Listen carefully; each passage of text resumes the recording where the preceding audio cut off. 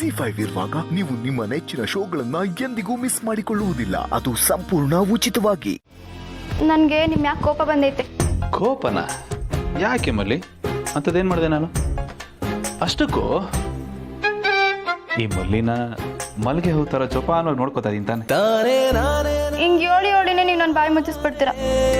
ಹೌದು, ನೆನ್ನೆ ರಾತ್ರಿ ಎಲ್ಲ ಎಲ್ಲಿಗೆ ಹೋಗಿದ್ರಿ ನೀವು?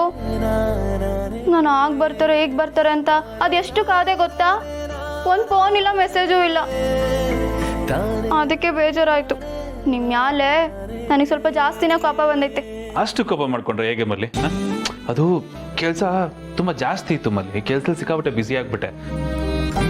ನಾನು ಹಂಗೂ ನಿನಗೆ ಫೋನ್ ಮಾಡಿ ಹೇಳೋಣ ಅಂದ್ಕೊಂಡೆ, ನಾನು ಇಲ್ಲಿ ಕೆಲಸದಲ್ಲಿ ಬ್ಯುಸಿ ಇದ್ದೀನಿ, ನೀನು ಆರಾಮಾಗಿ ಮಲ್ಕೋ ಅಂತ.